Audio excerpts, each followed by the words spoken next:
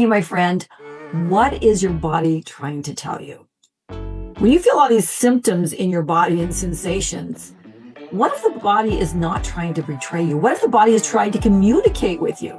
You know, that rash, that tight shoulder, that clenched jaw, that heavy stomach, that exhausted body, that aching back, and that like racing heart?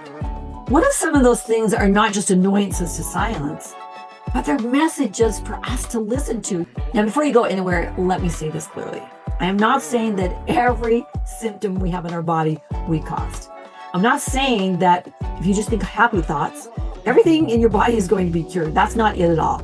But what I am saying is that every emotion is biological. Every repeated thought has chemistry, and every repeated story asks the body to participate. And sometimes the body begins speaking because it has been trying to get our attention for a very long time. And that's what this series is all about. Messages in the body. We've been talking about words. We've been talking about rephraseology, where you take the same scenario and you just rephrase it to open up possibility. We've been talking about the power of the word yet, how one tiny word can keep the door from slamming shut. And this is the next layer, because the body is listening. Your body is listening to the words you speak. Your body is listening to the thoughts you think. Your body is listening to the stories you keep rehearsing. The body is listening to the way you describe your life. And I love this line. The body hears the mind chemically. When we're angry, this is chemistry. When we're afraid, there is chemistry. And when we live in resentment and shame and stress, there is chemistry. And when we're in hope and gratitude and peace and faith and love and possibility, there's chemistry for that too. So when I say, watch your words, this is not a Pollyanna positivity. This is not fake happy talk. This is not pretending that everything is fine. This is biology. This is rephraseology. This is learning to harness our thoughts and words so we're not continually marinating in the same internal chemical cocktail. Now think about it. You cannot put something in a marinade day after day after day after day and say, whoa, I don't understand why it absorbed the flavor. Well, of course it absorbed the flavor, right? It was sitting in it. And sometimes we do that same thing internally. We keep telling the same story.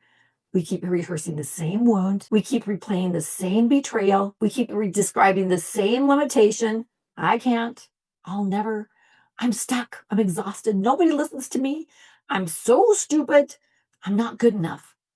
And every time we say it with emotion, we're not just saying words. We are brewing up a chemistry, and we are giving direction to the mind and the body. And we are creating an internal environment. That's why rephraseology matters so much. If you go back to number 109, you'll learn a little bit about rephraseology. And 110, it was all about the power of that little word, yet. Rephraseology is not saying, oh, just say something positive. No, rephraseology is asking, what is that creating? Is this sentence closing the door, or is it opening the door? Is this thought locking my brain into one interpretation, or am I giving my brain all these other possibilities? Is this story keeping my nervous system in the chemistry of a wound, or is it helping my body move forward with safety and choice and movement and healing? That is why the word yet was so powerful in the last episode. I can't feels final, but I can't yet.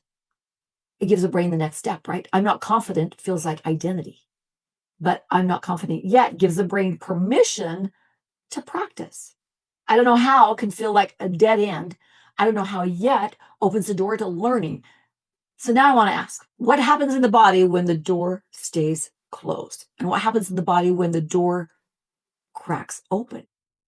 Because when the sentence is final, the body responds as if there's no way out. But when the sentence opens, even just a little bit, the body may receive a different message. There is another option. There is another step. There may be breath. There may be support. There may be movement. There may be hope. And hope is chemistry too. Now, there are many books and teachers who have explored the relationship between the body, emotion, trauma, stress, and healing. One of the most well-known is The Body Keeps Score by Bessel van der Kolk.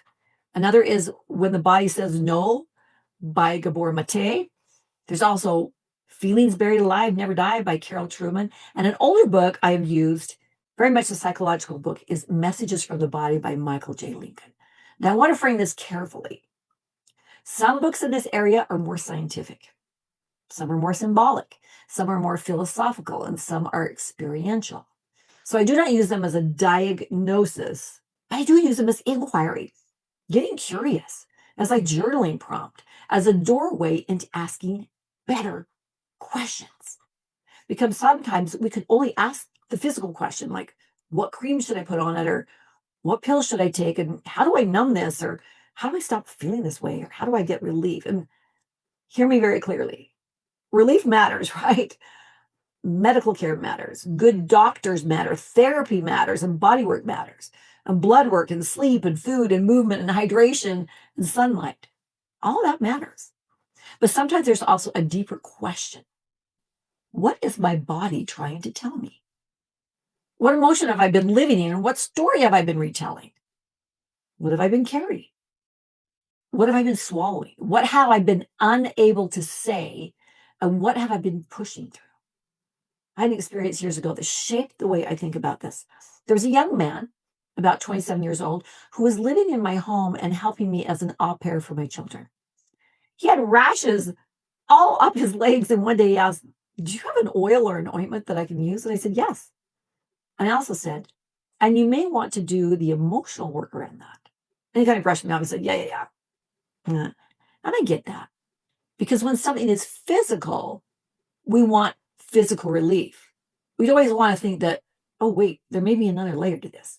And his symptoms continued, even with an oil, 2 more weeks. And around that time, I had a friend staying with me, and we were reading through messages from the body, and she was looking up some of the things that she was experiencing in her body. And as she read the possible emotional meanings, she just kept saying, oh my gosh, this is my life. She'd look up one of the maladies and she that there was like a family pattern. And she'd look up another and she could see a relationship pattern and another one connected to this intense emotion she'd been carrying. And again, I'm not saying the book was diagnosing her.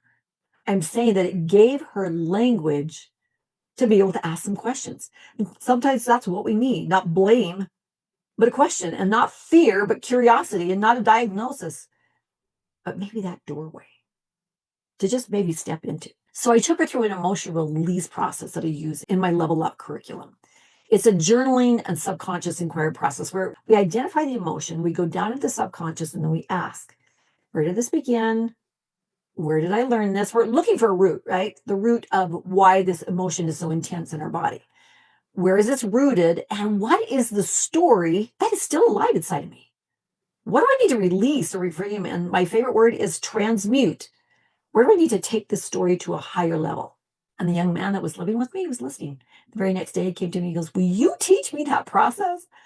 And so I did. And to his credit, he stayed up all night, diligently working through emotions and memories. And within about 3 days, his rash was gone. Now, let me say this very carefully. I can't prove from one story that emotion was the only cause of that rash. And I can't say that what happened with him will happen to everyone. But I can say, when his emotional charge changed, his body changed in a way that we could not ignore. And that experience taught me to ask a better question, not just, well, what can I put on this? But what might the body be trying to say? And science gives us language for what this is. It's the field of psychoneuroimmunology. Now, that's a big word, but it points to something really important. The mind, the nervous system, the hormones, the immune system, they're not separate little countries that are just kind of doing their own thing. They communicate. The brain communicates with the body, and the body communicates back to the brain. And stress communicates with the immune system, and the nervous system communicates with the hormones. Thoughts, emotions, memories, chemistry, and physical responses are all in on this conversation. So if I'm living in chronic stress, my body's not just watching from the sidelines, it's participating. Rehearsing fear, my body may be preparing for a threat. If I'm living in resentment, my body may be carrying tension. If I'm reliving trauma, my body may respond as if it's some part of that experience is still happening again. This is especially important when we're talking about PTSD or painful life experiences. When someone has been victimized or deeply wounded, the event may be over, but the body may still be carrying pieces of the survival response. And every time the story is retold with the same intensity, the body may respond with real physical signs of stress, as if that experience was happening over and over and over again. The body may not file away as, oh, that was just a story. That's in the past, Dave. It's not happening right now. The body may say, oh my gosh, we're back here again. The heart starts racing, the stomach starts to tighten, the breath shortens, the muscles brace, the chemicals may begin brewing again. And this is why this line matters. A repeated story can become a repeated chemistry. A repeated story can become a repeated chemistry. Now, that doesn't mean that we never tell our stories. We need to tell our stories. We need to witness, and we need truth, and we need compassion, and we need processing. But at some point, we can also ask, is the way I am telling this story helping me heal? Or is the way I'm telling it keeping my body chemistry? Or is the way I am telling it keeping my body in the chemistry of the wound? Now, that's a big question. And it's not blame. It's empowerment. Because if my body is responding to my inner story, then I can begin to change the story. I can rephrase. I can begin to add yet. I can begin to open the door. I can begin to create a different environment. Now let's talk about symptoms. A symptom may be physical and meaningful at the same time. If your shoulder hurts, yes, it may be posture. It might be inflammation. It might be an injury. It may be your mattress. It may be ergonomics. It may need a doctor or a physical therapist or stretching or massage or rest. It may also be meaningful to ask, what am I carrying? What feels heavy? What have I been shouldering alone? What responsibility have I taken on that is not mine? Now, if your throat is tight, yes, it could be allergies or reflux or thyroid or tension or something medical. And it may also be meaningful to ask, what am I not saying? Where do I feel silenced? Where do I need to speak truth with love? If your stomach is in knots, yes, it could be food, it could be digestion, it could be the hormones, medication, or something that needs medical attention. And it may also be meaningful to ask, what am I having a hard time digesting emotionally? What is hard to stomach? What situation feels unsettled? And that's how I use symbolism, not as a diagnosis, but as an inquiry, as a doorway to ask a question. And the body often speaks in metaphor. We say things like, she broke my heart. I can't stomach this. That is a pain in my neck. I'm carrying the weight of the world. My hands are tied. I feel stuck. I can't move forward. Now, we already know how emotional language and body language are connected. We just forget to listen. Even movement can become a message. If you feel stuck in life, sometimes one of the best things to do is get out and move your body. Go for a walk, stretch, breathe, get outside, look up, look around. Let the physical body teach the mind. Movement is possible. We're not trapped. There is a next step. There's a path. There's air. There's sky. There is something beyond the loop I have been living in. When you walk, you're not only moving your legs, you're changing your state. You're changing your breath. You're changing your nervous system. You're giving your brain new input. You're giving the body new instruction. Movement can become a form of rephraseology, right? The body version of I'm not stuck. I am moving. I am choosing the next step. I'm allowing the body to show my mind that movement is possible. So how do we begin listening? Well, right now, I want to give you a simple practice. And I'm going to go through it a little bit fast, but you can go through it several times. You can do this laying down, sitting in a chair, or maybe even before you go to bed. So get quiet, take a deep breath, and then ask, body, is there anything you want to tell me? Now, that may feel strange at first, but try it. Then begin to scan, begin attention to your feet. Then bring attention to your legs, your knees, your hips, your abdomen, your back, your chest, your throat, your shoulders, your arms, your hands, your jaw, your eyes, your forehead, your head. And as you move through the body, do not judge. Don't panic. Don't immediately try to fix everything. Just notice. Is there anything that's tight? Anything that's warm or heavy? Does some place feel numb or kind of tingly or achy? Does it feel like contracted or open, or is it calm? Is it restless? Because honestly, your body is trying to speak to you in the only way it can, in sensation, right? Then ask, what are you trying to tell me? What emotion lives there? And what story have I been carrying there? And then ask, what do you need from me? And then listen. No, I'm serious. Listen. Listen to your body. Maybe your body says, I need rest. I need water. I need movement.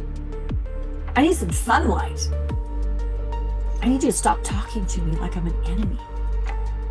I need you to stop ignoring me. I need you to forgive. Or I need you to grieve. Or I need you to tell the truth. I need you to stop saying yes when everything inside of me is saying no. I need you to stop berating me. I really need you to love me.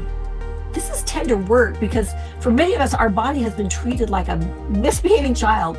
We criticize it, we ignore it, we push it, we shame it, we compare it, we overwork it, we under-rest it, and we say, what is wrong with you? Instead of asking,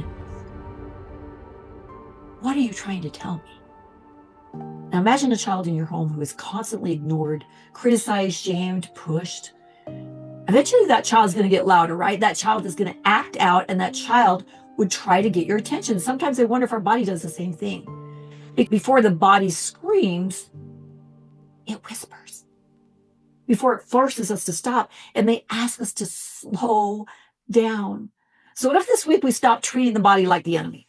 What if we treat it like a messenger, a partner, like a living record of what we're carrying? A sacred companion has been trying to get us through every single day of our life. Your body is not a problem to punish. It is a partner to understand. So this week, here's your challenge. Do not try to fix your whole body. Do not diagnose everything.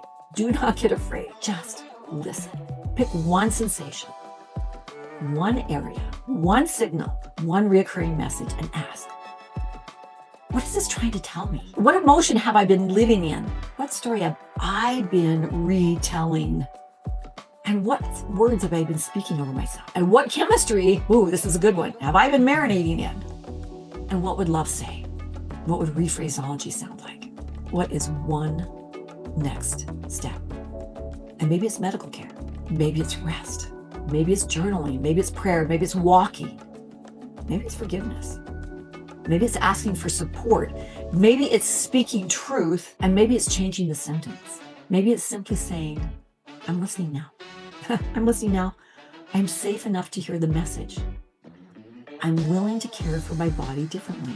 And I'm learning how to create a new internal environment, because the body hears the mind chemically. Your internal dialogue keeps creating your internal environment. And when we rephrase the story, we begin changing the chemistry that the body's been living in. So no, this is not Pollyanna positivity. This is conscious creation. This is rephraseology. This is listening. This is biology. This is stewardship. And this is love. There's messages all around us, and sometimes the messages are in the body. If you're interested in learning more about healing the body, it's part of the Level Up curriculum on levelupteam.com or nobrainers.com. I invite you to become an active participant in the healing, the transformation, and the empowerment of your mind and body. Sometimes the message is in the body, but it starts when we stop and listen. Tally ho, my friends. This week, listen for those messages from your body. Take care.